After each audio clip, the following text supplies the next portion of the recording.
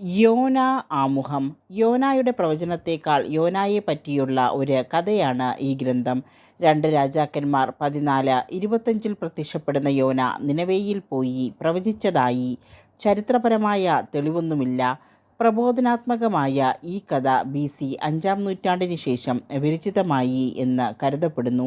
ദൈവത്തിൻ്റെ സന്ദേശം ലഭിച്ച പ്രവാചകൻ അതിന് വഴങ്ങാതെ ഒളിച്ചോടാൻ നടത്തുന്ന വിഫല ശ്രമമാണ് ആദ്യ ഭാഗം.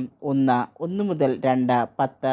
കർത്താവ് വീണ്ടും ആവശ്യപ്പെട്ടതനുസരിച്ച് യോന നിനവേയിൽ എത്തി പ്രസംഗിക്കുന്നു.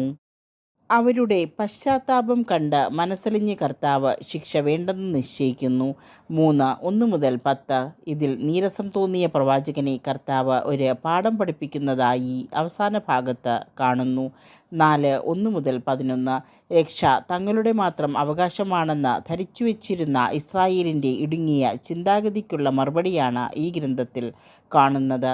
ദൈവത്തിൻ്റെ കാരുണ്യത്തിന് അതിരുകളില്ല. ഇസ്രായേലിനെ പോലെ തന്നെ ജനതകളും അവിടുത്തെ മക്കളാണ്. എല്ലാവരും രക്ഷപ്പെടണമെന്നാണ് അവിടുന്ന് ആഗ്രഹിക്കുന്നത്.